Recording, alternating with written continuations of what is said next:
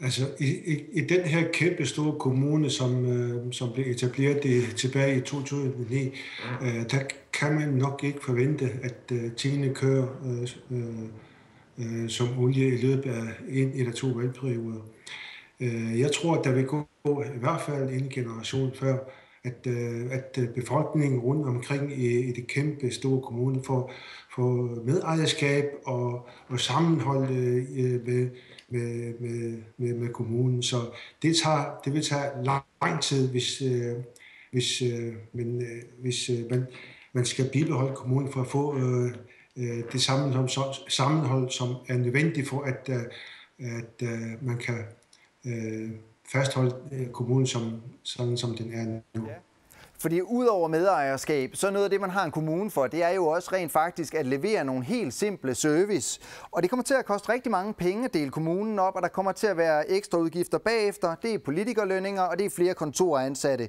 Det er penge, der bliver brugt i stedet for at ansætte flere socialpædagoger og lærere. Hvorfor er det en god idé? Det er en enig kommunalbestyrelse, som hensætter til Inatsisartut og naalakkersuisut at opdele kommunen i to nye kommuner. Det er rigtigt, demokrati koster penge, og den dialog, vi har haft med borgerne gennem de sidste 2-3 år, siden kommunevalget i 13, har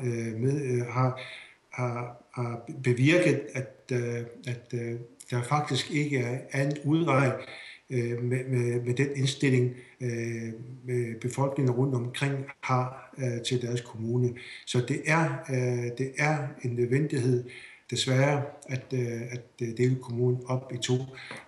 Som sagt, demokrati koster penge, og deling kommer også til at koste penge.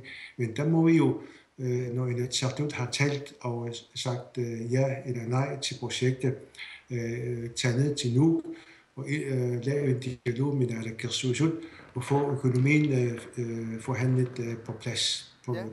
Det kommer nok til at ske her i løbet af efteråret, afhængig af, hvad Inatsisartut beslutter sig for det punkt.